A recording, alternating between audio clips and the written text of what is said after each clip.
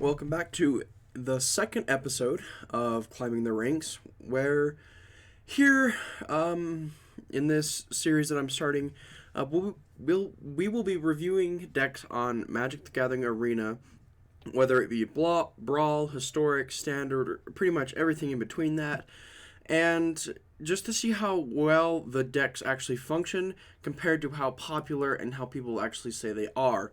So today's list, I'm going to be bringing a Brawl deck, the first Brawl deck on here, and as my commander, I'm running Mtga God of the Tree, but the actual commander that you want to use is the second side, which is the Prismatic Bridge.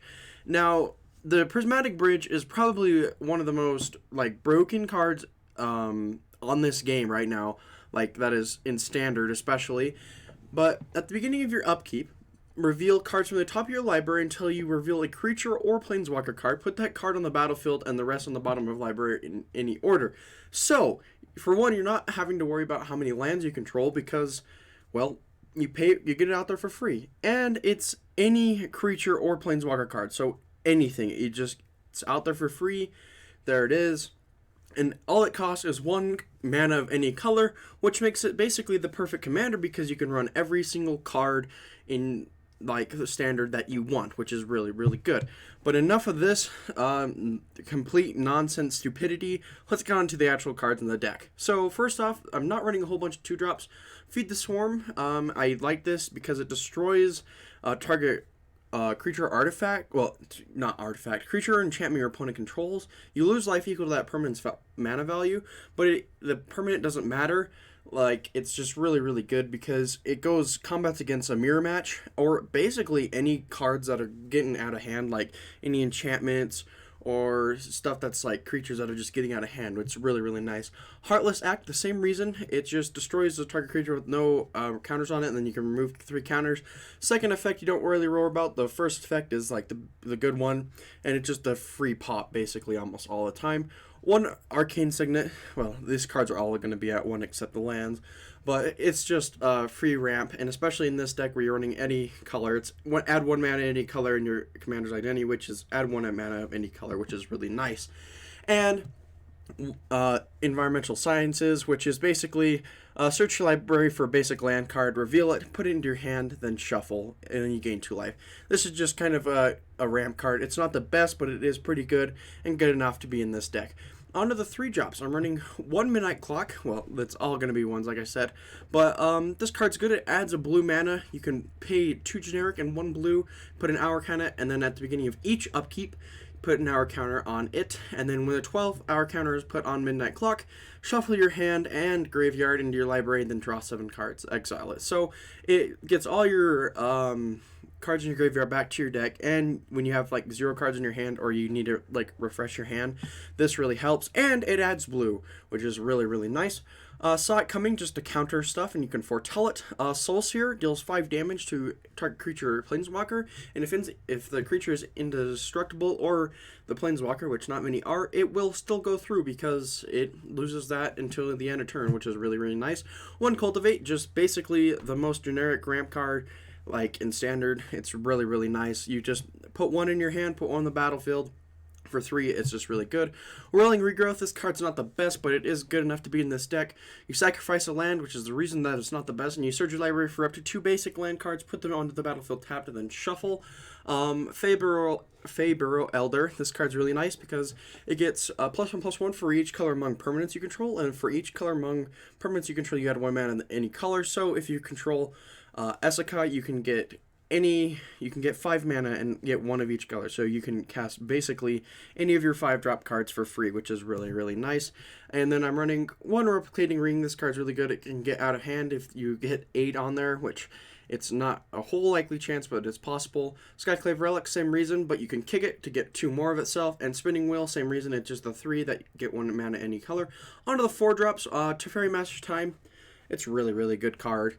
You may activate it Teferi of Master Time on anytime you can cast an instant, so basically on any player's turn, which is really nice. You draw a card, then discard a card. It's +1. Target creature you control don't phase it out. So it's target creature you don't control phases out. So anything big, it's gone, which is really nice. And you can activate it on your opponent's turn. So if they drop something really stupid on their turn, you can just phase it out, which is really nice. And then it's -10. You take 2 turns after this one. Yeah, you thought time warp and Alrund's Epiphany is annoying. Yeah, taking another 2 is pretty dumb, which is really nice. And yeah, it's just an overall good card, and I can get it out there for free off of Bridge, which this whole deck is just bombs like this that just do stupid things for free, which is really nice. E2 Extinction, a really generic removal, and it exiles target creature or planeswalker, and then you basically surveil one extinction event, board wipe, and it exiles, which is really cool. Migration Path, just like another like a cultivate basically, but instead you don't put one in your hand, you just put them on the battlefield tapped. It's not the greatest, but you can also cycle it, so that makes it just a tiny bit better, but it's overall just kind of an okay card. One Questing Beast, this card's just nuts. This card, a lot of people are going to be happy when this card goes, because this card is just crazy. Lithoform Engine, yeah, getting 2 Prismatic Bridge triggers every turn is really funny and really fun. On to the 5 drops. Kenrith, the original 5-color commander that you could run and you still can run in Brawl. This card's just broken. It's just so broken. Pay 1 red, all creatures gain trample and haste until the end of turn. If that wasn't enough, it does a bunch of other things, but this ability is so good. If you can just get a bunch of creatures that you've already played on your turn, you can't, like, you just give them haste, trample, and it's usually the game is over if you have enough out there. Pay 1 generic, 1 green, put a +1/+1 counter on target creature. Oh, by the way, these cards, this ability isn't like a once per turn. You can activate it as many times as you want. All of these abilities you can. You can pay 2 generic, 1 white, target player gains 5 life, so you basically just gain 5 life, which is really fun. 3 generic, 1 blue, you draw a card, and then, or target player does, and then 4 mana, well 5, 4 generic, 1 black, put target creature card from a graveyard onto the battlefield under its owner's control. So any creature you have in your graveyard, or any creature in your opponent's graveyard, if you want them to have a creature out there just to make yourself laugh that you're still going to beat them. But you just get any creature from your graveyard and onto the battlefield. So if you have, 10 mana, and at least 2 of them are black, you can get 2 creatures from your graveyard on the battlefield, which is really nice. Doomscar, board wipe, I can foretell it. Elspeth Conquers Death, it exiles 1 with 3 or greater, which is really nice, and that's permanent, so Bridge, or any other stupid like enchantment or artifact, or even planeswalkers, which are really annoying, just exile it, which is really nice. Then the second thing is non-creature spells your opponent's cast cost 2 more until your next turn, which is really nice. And its last ability is return target creature or planeswalker card from your graveyard to the battlefield. Put a +1/+1 counter or a loyalty counter on it, which is really dumb. So any of your stuff in your graveyard that's a creature or planeswalker, put it on the back on the battlefield. So when they thought they killed it already, you just bring it out again, and it's really funny. Clackbridge Troll, this card's just so fun. 5-drop, 8/8, trample haste. You create, your opponent creates 3 0/1 goat tokens, and then at the beginning of your combat on each turn, any opponent may sacrifice a creature. If a player does, tap Clackbridge Troll, and you gain 3 life, and you draw a card. So you get more advantage off of 1 card, and if they let it go through, they're going to be taking 8. And it's really crazy. And they can attack on the first turn, which is awesome. Tear the Peaks, this card's just good. Anything that your opponent targets that cast it they have to cost an additional 3 life to cast, which is really cool. And then whenever another creature enters the battlefield under your control, so not if you cast a creature, it deals damage equal to that creature's power to any target, which is crazy. So your 7 creatures, or even your 4 guys, or even your 5 guys, you're dealing 5 damage to anything, which is really crazy. And then Elder Gargaroth, this card's just nuts. Vigilance, Reach, Trample in a 5/6/6. Whenever Elder Gargaroth attacks or blocks, you choose one. You create a 3/3 beast, you gain 3 life, or you draw a card. It's broken. It's a really nice card. It deals with flyers, goes through everything, and it has vigilance, which is just crazy. All in a 5-drop, that's a 6/6, that does more abilities. This card's just broken. And then Ashiok, the Nightmare Muse, this card's just overall, it's a really good card. You create a 2/3 as a +1, and whenever it attacks or blocks, each opponent exiles the top 2 cards of the library. That's pretty good. It's a planeswalker that creates stuff, which is really, really nice. Return target non-land permanent to its opponent's hand, then that player exiles a card from their hand. So you're ripping a card, you're putting a card back in their hand, and then if it's the only card in their hand after you play this card, they have to exile. So they're, I don't know, 7-drop, let's say, card coming up, what? Let's see, Coma. Yeah, it's out of the game, which is really, really nice. And it's -7. You may cast up to 3 spells among face-up cards your opponents own from exile without paying their mana cost. So everything that you exile off this and the little like nightmare things, you get to cast them for free without paying. Like it's just crazy. It's really, really, really crazy. And on to the 6 and up drops. Massacre Worm. Card's great. It's each creature your opponent's control get -2/-2, and then whenever a creature an opponent controls dies, that player loses 2 life. So any sort of swarm decks, like Scute Swarm, for example, and they get a lot of them out there, you play this card, and you pretty much win. If they have, like, 20 of them, well, not even 20, like, I was thinking of Commander for a second, they have, like, 13, they're dead, which is really, really crazy, and it's just really, really nice. Vorinclex, it's Vorinclex. This card's just dumb. Kogla, it fights when it enters a battlefield, and then whenever it attacks, you can destroy target artifact or enchantment defending players that controls. So if they have some dumb enchantments or artifacts, you can just attack and just start destroying them. And then you can pay 1 generic, 1 green, return target human you control to its owner's hand, and it gains indestructible until the end of turn, which is really, really nice. But I think the only human in this deck is Kenrith. But even if they have like a board wipe, you can just return Kenrith to your hand, have Kenrith for later, have Kogla still out there. It's a really, really nice card. Realmcloak Giant, this card is a board wipe, and it's also a 7/7 vigilance, which is really, really cool. Pursued Whale.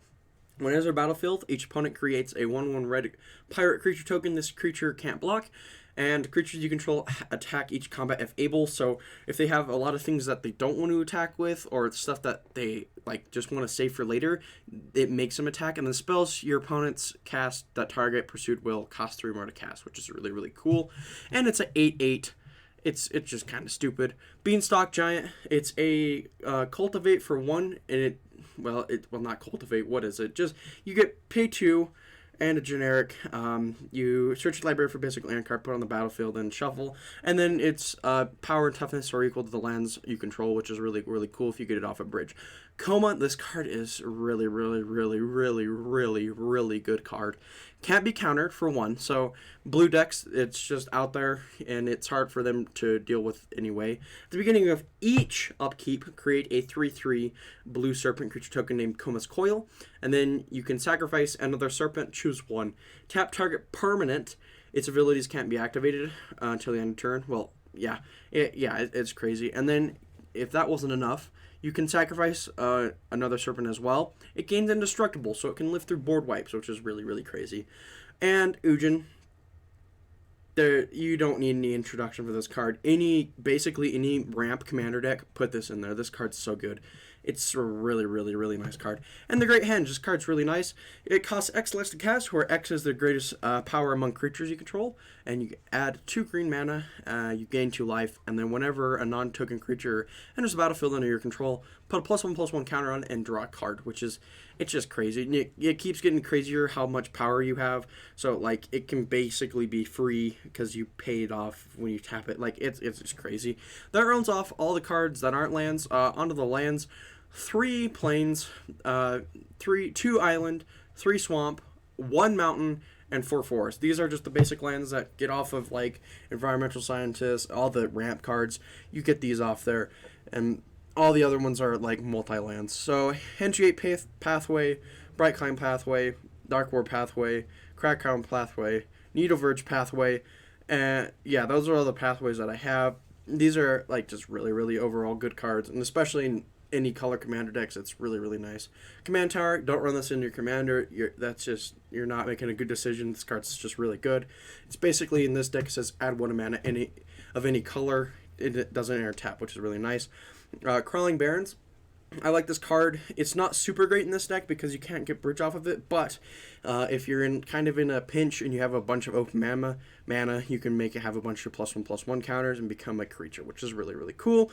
Evolving Wilds is just a generic ramp card in a card itself, it's like Fabled Passage, but instead of the second ability of Fabled Passage, it just enters tapped. But on to the next card, Fabled Passage. You sacrifice it, put a basic land card on the battlefield tapped, and then if you do shuffle, and then if you control 4 or more lands, it untap that land, which is really, really cool. So it's just really good card. And then I'm running the Shimmer Drift Veil. Yes, this card is not super great, but you get to add one.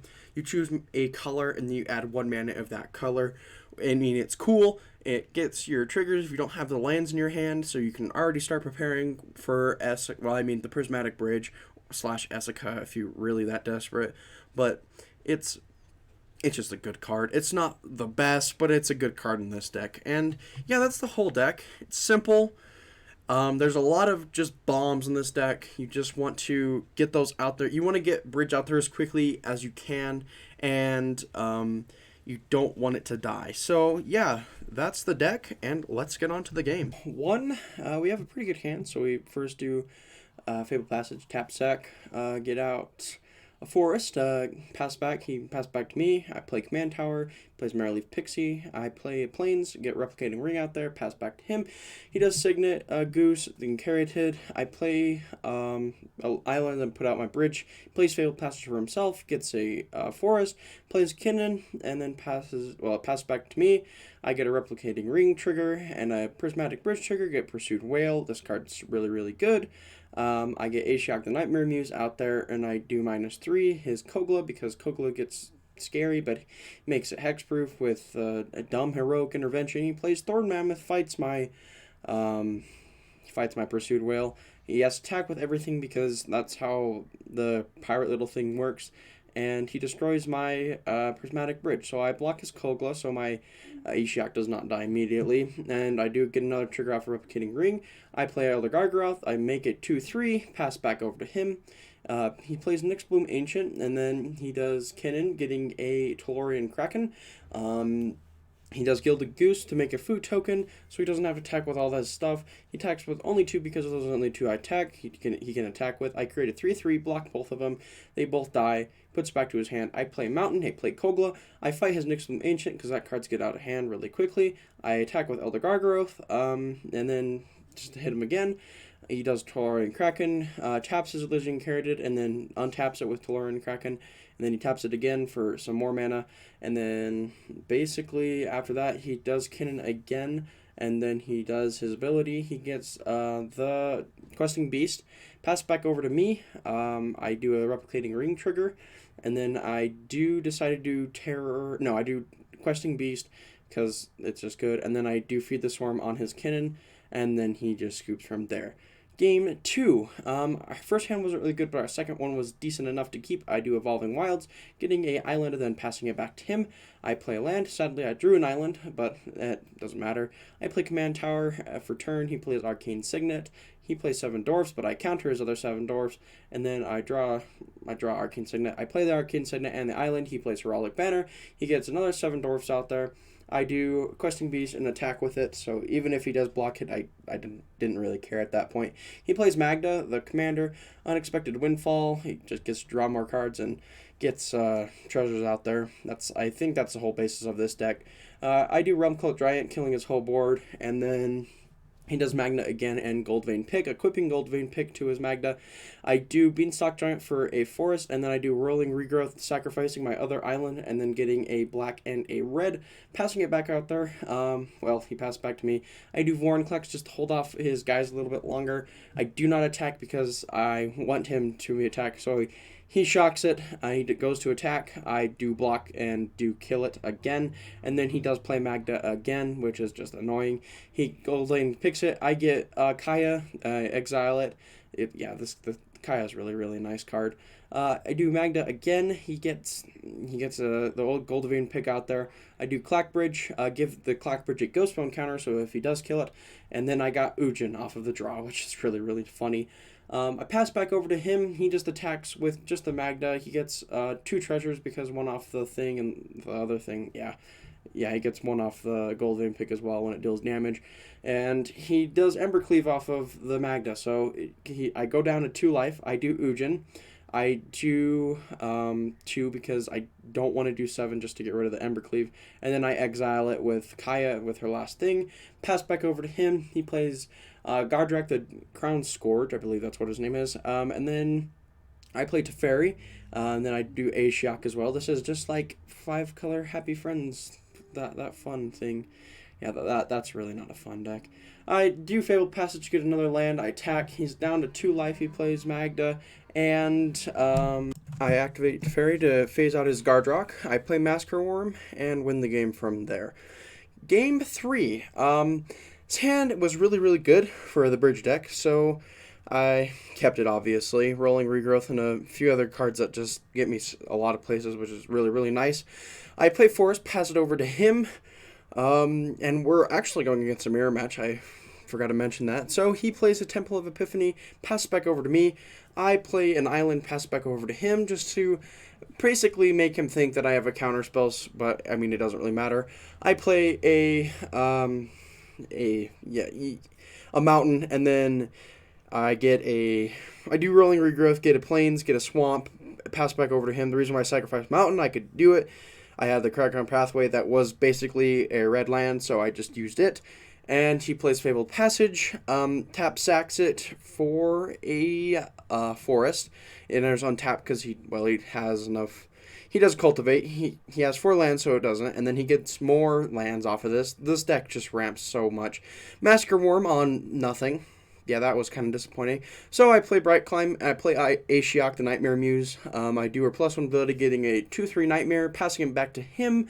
He, I believe he plays a land. Yeah, he plays a plains, then he plays a Prismatic Bridge. I get my Prismatic Bridge. I put it back into his hand, and he has to exile a card, but he just scoops instead.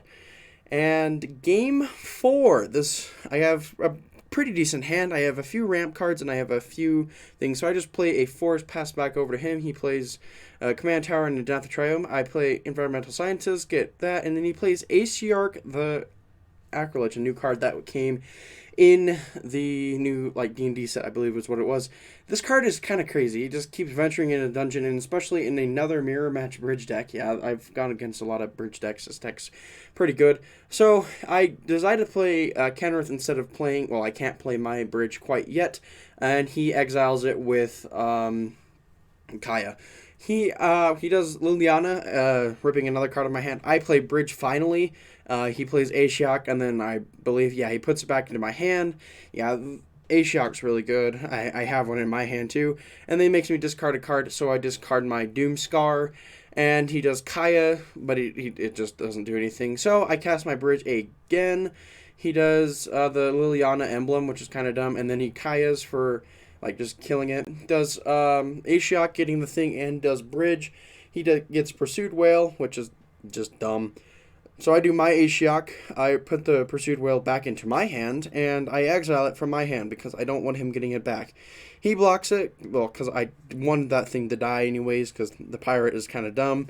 And he just gets a bunch of things out there. He does the Tomb of the Annihilation, venturing over and over again. He does Liliana's thing, triggering off of, I don't even know what that card is, but at this point, Barrowin, or whatever it was. So I do Essica just to live a little bit longer, but it's probably not going to matter anyways. He does Ashiok twice, does Narset, and then does Ashiok to minus it, and then I just exile the Midnight Clock. He does Liliana and attacks with everything. I say good game because I died. On to game 5. I decide to not keep the first hand, and then I do keep the second one. I pass back over to him. He does Fabled Passage. He's playing Uro, which this deck's pretty good. I do Silver Boar Pathway, and then I do Arcane Signet. Pass back to him. He does his Arcane Signet of himself, and does a Gilded Goose. I draw a Plains, and then I do play Questing Beast because this card's really good. I attack. He doesn't block because he wants his Gilded Goose for further ramp. He does Solemn Simulacrum. Pass backs over to me. I do Grime Climb Pathway, and then I do Elder Gargaroth, just attacking with a Questing Beast.